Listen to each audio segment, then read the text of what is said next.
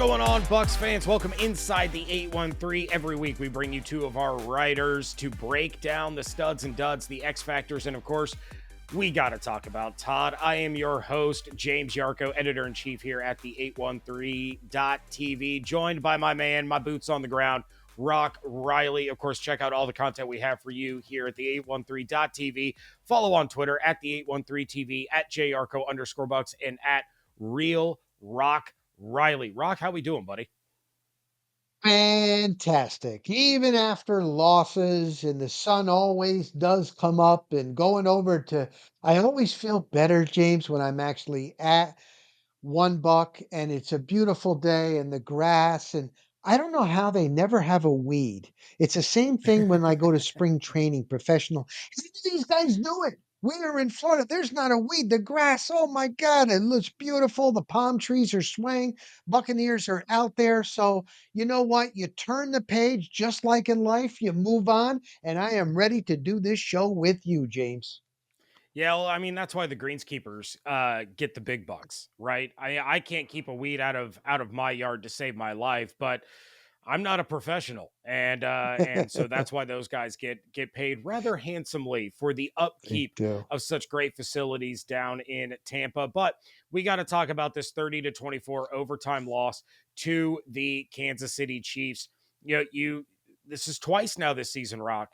The Bucs go to overtime and the offense doesn't touch the ball. Plenty of standout players, plenty of guys that we can say, hey, they had a great game. Some guys that really stepped up when they needed to. So let's talk about the good here, and let's start with your stud for this week. My stud is going to be Baker Mayfield. Okay. Stats wise, it wasn't that he was the best in the NFL last Monday night, but with backup wide receivers and some guys that have barely touched the field. Yes, he does have a relationship with Sterling Shepard going back to Oklahoma, but he's back in Oklahoma. How many times have you seen guys might have played on the same team in college? This is years later in the NFL. Trey Palmer. He's going to go to more to Rashad White out of the backfield. Um, Ryan Miller, who scores the touchdown to put it to the controversial decision, do I go for two and do I go for one? But seriously, during practice, he didn't have much time. These guys weren't getting reps with the ones when Evans and Godwin are there. So he's got to go through walkthroughs and go through things with these guys. And then to be in a game at Arrowhead Monday night to try to match Patrick Mahomes and that offense in a hostile environment. It's so loud. You know the decibel level in Arrowhead. They can't hear anything. They can't hear in the huddle. So he's got to go with backups, go 71 yards. 2 minute offense, 2 minutes. It's rainy. It's a wet football, and he goes down and gets it done. That to me is really a sign, man, of a really solid quarterback to get it done with backups when your back is against the wall and with the adversity. That alone, I give him my stud of this game, James. Yeah, it was a really really good game from Baker, and to think that and correct me if I'm wrong, but I'm pretty sure there wasn't a receiver other than Sterling Shepard in that game to have more than two receptions. It was all tight end, it was all running back. It was everything that Baker could do to will that team down the field and score when it mattered most. I mean, this was a team that held a lead.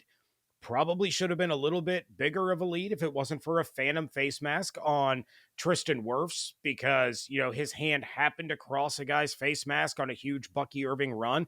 But this was the number 2 run defense in the NFL. And for the second time this year, the Buccaneers offense managed to surpass what one of the top 2 rushing defenses in the NFL was allowing per game on the ground. They did it again. Baker, no Evans, no Godwin, no McMillan, no chance from anybody outside of that facility in this game. And to do what he did, played fantastic. And I do have to note, no turnovers. Had the one play where Reed dropped the interception, but a drop's not a catch. So you finally had a game where Baker kind of got away from the turnover problems and did what he had to do at the end of the game in order to get a to give the Bucs a chance. And yeah, I thought it was a really solid outing from him, especially given the conditions, given the defense, everything there. My stud for this week, it's Kate Otten, man. It's Kate Otten's world, and he just lets us live in it. This was the third straight week that Otten led the team in receiving. It's the third straight game where a tight end had 8 or more receptions. And that is a franchise record for the tight end position. This is a team that has had Gronk. This is a team that had Cameron Brate. This is a team that has had some notable tight ends, and none of them have done what Kate Otten has just done over the last 3 weeks. He is the offense right now. Until Mike comes back, he is the passing offense, and nobody seems to have an answer for him. He's such a big dude. He has such a great catch radius. He is so sure-handed. And this was a player that a lot of Bucs fans were throwing some hate towards the beginning of the year because he did have a drop or two. Now he is, a legitimate threat.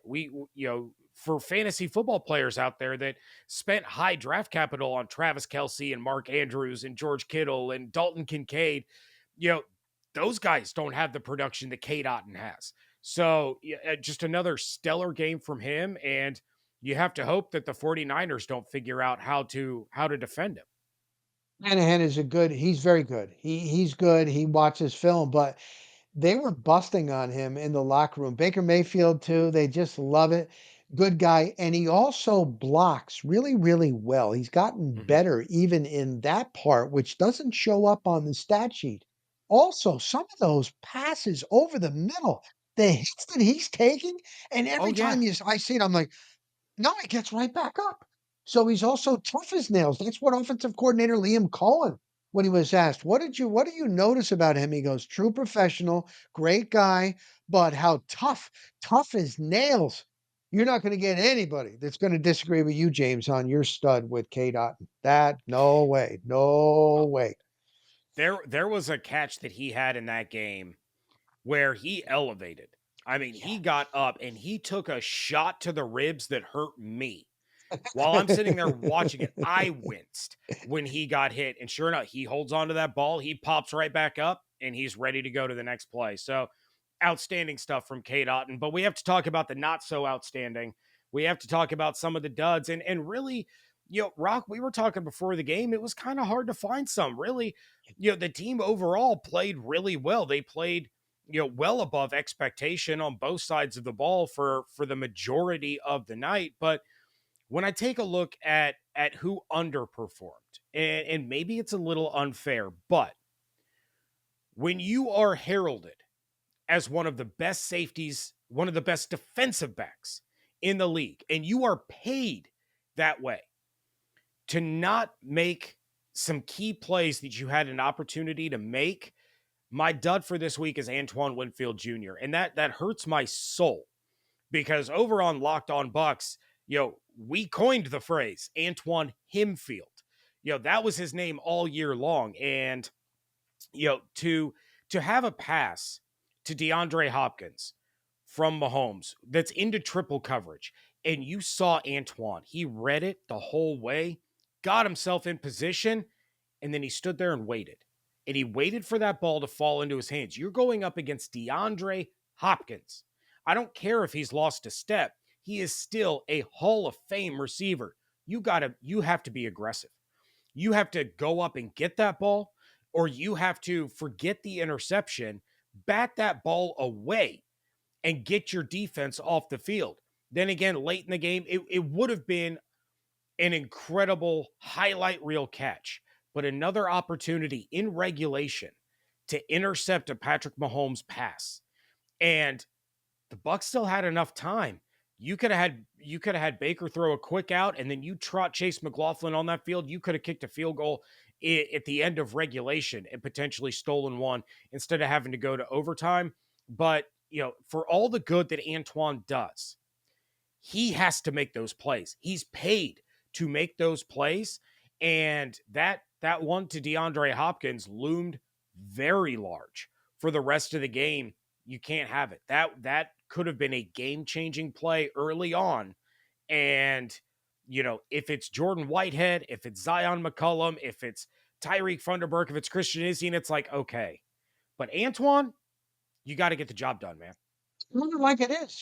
That's why you are a professional. And I know I used to watch you all last year and how much you were always pushing for Antoine Winfield, the best safety. I know that that pains you to say that, but you're calling it like it is. That's why you're a professional. He is not having a he's not having a great year, and maybe it's because he's been injured. And and I don't think knowing him that it's the big contract and he's laying back. It's just that you're right. Now there is time on the Manning cast on Monday Night Football. Belichick was on, and Belichick said the same exact thing. At that point, you have got to go up. If you stay and wait, it never comes down to you. And that's something that everybody knows at all levels of football. And that even came from Belichick. He agrees with you. So you got to call it like it is. He's been a dud and he was a dud. Mine, James, I'm going to stay in the secondary. He's a kid. He was making his first NFL start, but we talked with Ryan Miller in the locker room today, the wide receiver, and he's like, "Look, we're paid as NFL players. We're on the roster, so we're NFL." And he's an NFL cornerback. And Josh Hayes was a dud. DeAndre Hopkins beat him not once but twice. One was on that slant. The other one, he made him look silly. There was another play that Xavier word that when he was out of bounds, but Josh Hayes was kind of looking around. He was just confused. And I know again he's young, but he cost them. And so I got to give it to Josh Hayes as my dud. He was a dud in that game. Yeah, I had tweeted out a couple of times during that game that Mahomes and Hopkins were just abusing Josh Hayes. And look, I like Josh, you like Josh, but there's a reason why he doesn't see the field with defensive snaps often. And it's because he is so valuable on special teams. I'm not going to take that away from him. But on that stage, against those receivers, he was set up for failure. Now there's nothing Todd Bowles or the rest of the staff can do about it. They don't have anybody left. There's nobody left to set foot on the field. And it's like, okay, well, do you want Josh Hayes or do you want Tyreek Funderburk? Because either way, Mahomes is going to hyper target him and abuse him all night long outside of the middle of the field still being open, which I think it's just going to be the running theme for the whole season. And so fire up George Kittle in every fantasy league that you have. Trade for him right now if you can. But Josh Hayes was in an impossible situation and he didn't do himself any favors. It was tough to watch and I felt bad for him. But again, you are a member of a fraternity that is the elite of the elite. It's something less than 1% of every human that ever puts on a helmet and pads makes it to that level. So when you get your opportunity, you have to take advantage of that or you're not going to see the field again. And once there's any other options, Josh Hayes hasn't shown me anything that says, okay, he can take the field on defense. No, dude, you're a special teamer and that's about all we can do. I was surprised, James, that they didn't make any kind of a move, a trade for a corner, a DB, even an edge. I know Jason Light values his draft picks. I get it, but they're going with what they have. And I don't think, like you say, like all of a sudden Josh Hayes is going to be better. Is Funderburk going to get better? Izzian is okay, but is he really a starter? And so this is what you got. I was surprised. There were some other teams that were making some moves. Were you surprised or no? Not at all. Not at all. And I'll tell you why. Okay, Because yeah, obviously Jason Light does value those draft picks and he and his team have absolutely nailed the draft year after year after year. they have. However, this is not a team as it's constructed right now, especially not having Godwin the rest of the year. This is not a team that you go all in on. This is a team that has too many holes at corner, at inside linebacker, at edge rush, you know, you don't sacrifice that capital and the money that is probably going to come along with it and risk not having the money to re-sign Chris Godwin, not having the capital to fill all of those holes. Because even if you go out and you get a corner, yeah, that's going to help, but the middle of the field's still wide open because KJ Britt is still a liability. JJ Russell is now getting some snaps there. Yaya Diaby has not lived up to the offseason hype. He's not an alpha edge rusher. So you're still not able to get to the quarterback. Your corners are on islands and they can only hold up for so long. If Godwin was healthy, I think they might entertain making a move, but without him, this was always to me a team that was best suited to actually make some championship noise in 2025. And I think that's still the plan. They are still every bit as good as most of these other teams, albeit a couple of spots. You address those in free agency in the draft. Now you have a team that does contend with the Lions, contends with the 49ers, contends with the Commanders, apparently. Um, so yeah, not making a move, I thought was the right move because Okay. first and foremost, the priority has to be re-sign Chris Godwin. Find a way to make sure that he is still in Tampa next year. Then it start addressing those holes on the defense, and you have yourself a really formidable team. You know what? You're making excellent points. There's no point there. There isn't this, James. I know we've disagreed one or two times before, but I can't. Here's the thing. Is it a slam dunk to get to re-sign Godwin to the ungodly amount of money that he is going to deserve? Yes. What a man. What a great person for the organization. No doubt. But getting up there and now coming off such a serious injury, I don't know. And boy, that'll be a tough decision. I'm glad I don't have to make it. You think definitely they've got to sign him, what he's going to be able to get, you think? I don't know. I don't know who you replace him with that has the same effect in this offense. And unless you can't bring him back and then you try to make the trade for Cooper Cup, which is still going to cost an astronomical amount of money, at that point you might as well keep Chris Godwin, right? You would rather keep the homegrown guy, the player that you invested draft capital in, you've already invested a contract in. You know, the fans would probably rather see Chris Godwin back on the field than trade for Cooper Cup. But What about a you know, draft? What about a stud in the draft? What about a stud in the draft? yeah, I mean, you could do that, but if you're going to draft someone who's going to step in and immediately be that guy, that's going to be your first round pick. Yeah, That's it going to be has to your be. day one pick. So now you're not getting that stud corner, you're not getting that stud edge rusher, so it's that Good. balancing act. And you're right. I'm not envious of Jason Light's position, but if anybody can figure it out, it's Jason and it's John and it's that team that they have there that have been able to do some incredible things with the cap. And of course we can get into all that But yeah, deeper as we get into the offseason because I think Jamel Dean is gone. You have an out after great, this year where great. you're going to have some dead cap hit, but you're going to free up some cap space. And they're going to carry over the cap space that they have remaining to next year. We don't know what it's going to go up to, but a worst case scenario, Mhm. I'm franchise tagging Godwin again. I really am. Give yourself that extended, That might be the um, way to go. and Yeah, I know he doesn't want to play on the franchise tag. Jason has already done that with Chris once before. yeah. But give yourself that extra time. Make sure he doesn't go anywhere for now. And then if you guys can't get the long-term deal worked out, that's when you start making other plans for Okay. That's 2026 and fair. beyond. That's very fair, James. So, all right. Well, we got to shift gears and we got to talk about Todd. And usually, I kind of defer to you. You're in the building, you get to see him and kind of get the mood and everything. But we have to talk about this 2 point conversion thing because I opened my show with it after the Monday night game on my live stream. I wrote about it at the 813 in my pick six and in the rapid reaction. I had tweeted when the Bucs got the ball for that drive. I said, if I'm the Bucs, I am, and I find a way into the end zone, I'm Mhm. going for two.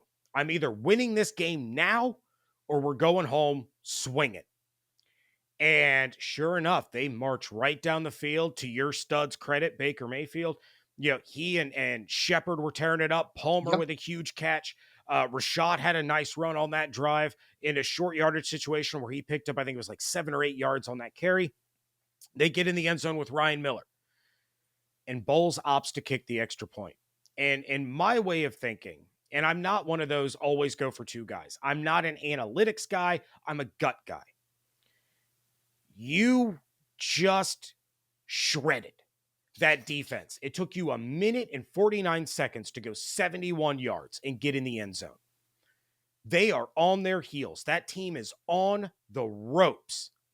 And you mean to tell me that because, as Todd put it, wet conditions made you decide to kick an extra point instead of going into Liam's bag of tricks to find a play to get them 2 yards was the smarter decision?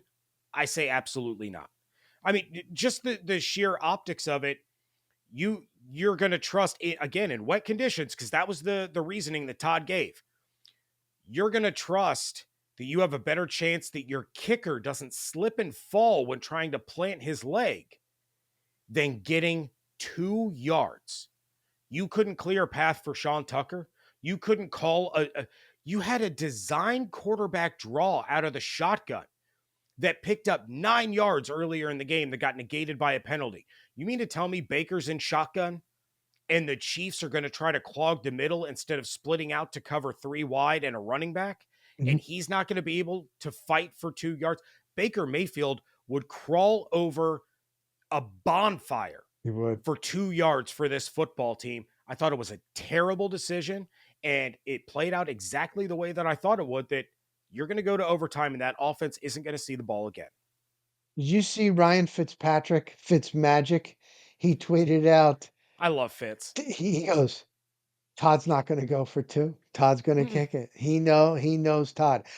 I looked and thought even after James, and hindsight's always 2020 when it's after, but I tried to come up with any scenario, like, to agree with Bowles, and, well, if he didn't have Evans and Godwin in the red zone, he's gotta rely on the backups.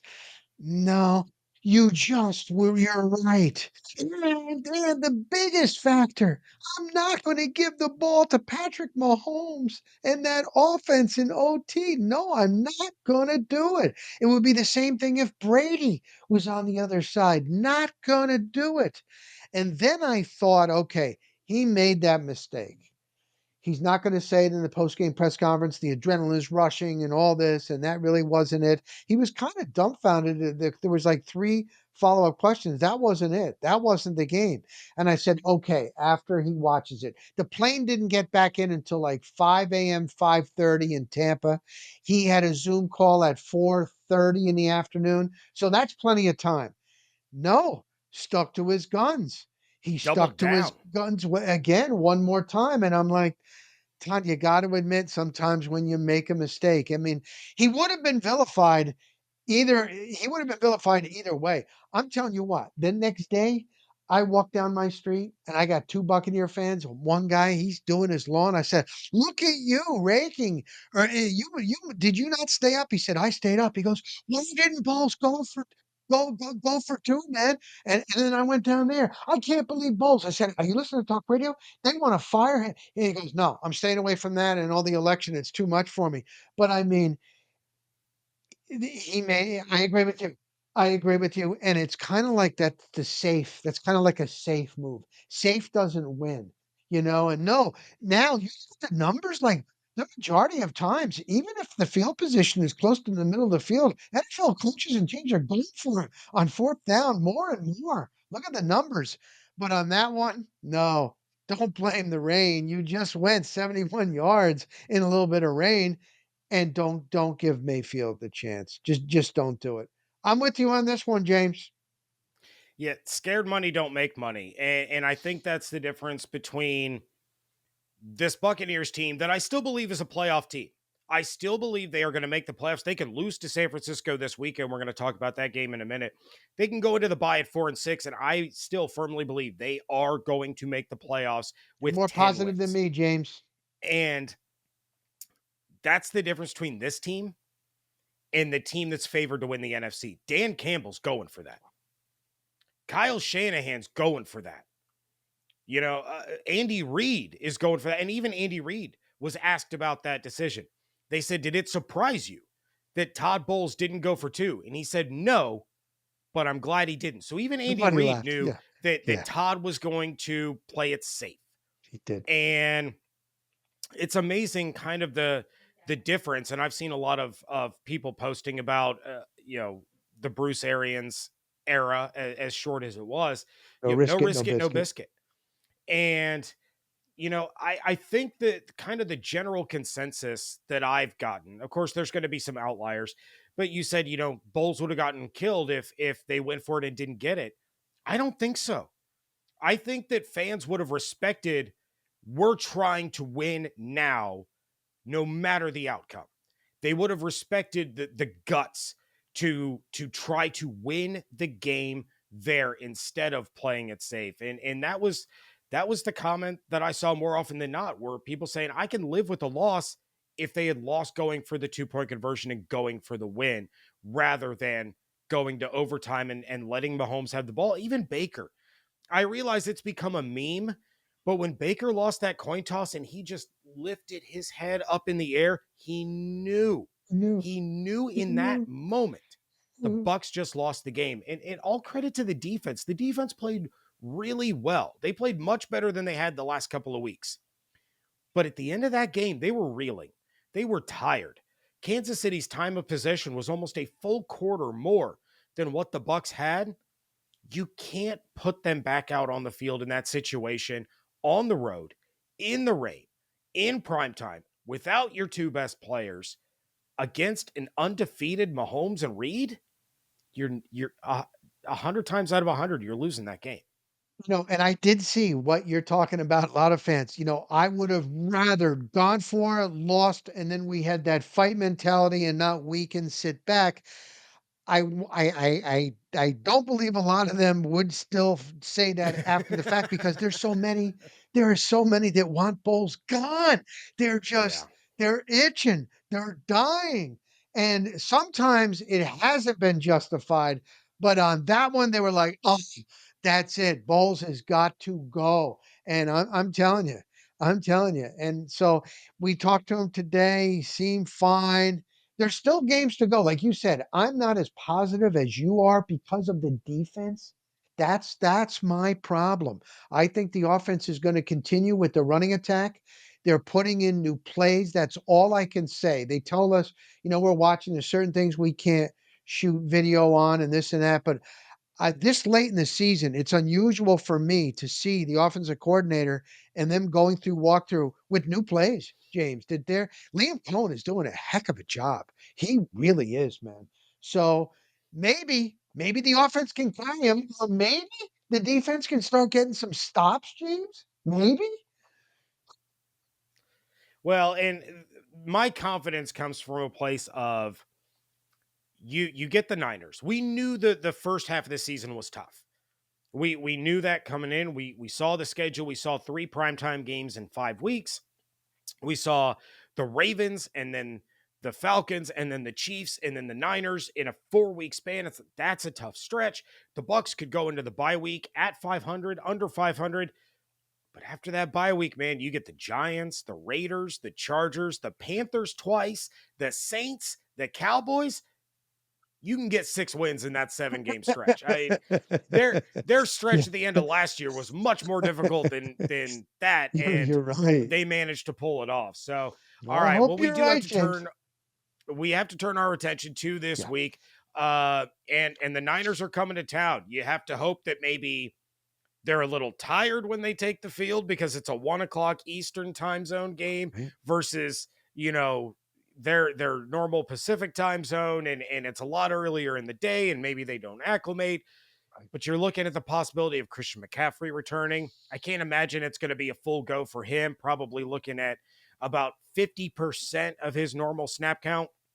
But Shanahan is going to feast on his own defense, and that's what the Bucs run more than anything else. He's going to feast on that middle of the field where you're going to have Kittle, you're going to have Debo in mismatches, you're going to have plenty of opportunity. So if the Bucs are going to get this win, that would be an upset. They're 5.5 point dogs at home. What is the X factor here for you, Rock, that can really put the Bucs over the top and win this one? They've got to rattle Brock Purdy. Brock Purdy has done a pretty darn good job against Bowles' defense. I was looking at it. It was like 5 touchdowns, no interceptions. I think 518 yards, high Yeah. quarterback rating. He 2 games ago, Brock Purdy had one of his worst games. He came back against the Cowboys and he was solid. Nothing great, but solid.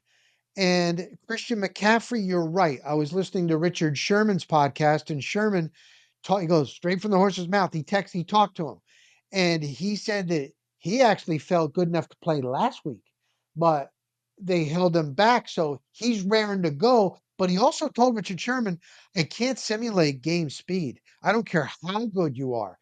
And so you're probably right. Shanahan, they need him the rest of the way, so I don't think that they would burn him out. So that sounds about right.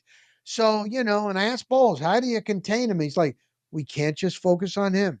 They've got other weapons. Okay, that's a good thing. But don't let Purdy just sit back there because he's gonna shred him and he's gonna go start over the middle. You are right. So that's my thing. Gotta kind of rattle him. Gotta get some pressure on Brock Purdy. Have to. Yeah, and to me, I know I sound like a broken record, but you've got to rely on these running backs. I have got to see more Sean Tucker. I really do. And I realize that they're hampered a little bit because Tucker is not the pass blocker that Rashad is. Rashad is leaps and bounds ahead of Bucky and Sean Tucker when it comes to pass pro. But Tucker's the bruiser.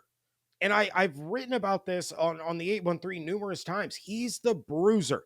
He's the guy that is going to wear down a defense. He's the guy that it takes 2 or 3 defenders to bring him down. Then all of a sudden you can hit him with the quickness and the speed of Bucky and Rashad. That's what you have to do. Kate Otten is going to get his. Sterling Shepard is going to continue to rise up. Maybe we're going to see a little bit more out of Marquez Callaway.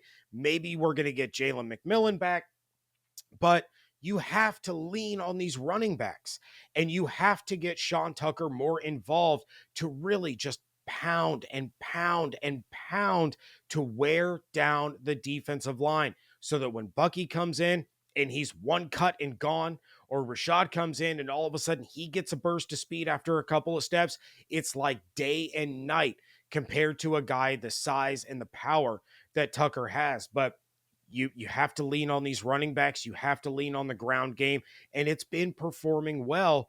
But you also control the clock. You also don't put as much pressure on Baker and these backup pass catchers. You don't put as much pressure on Kate Otten to be, something that he really hasn't had to be. Now he's risen to the occasion and he's been phenomenal.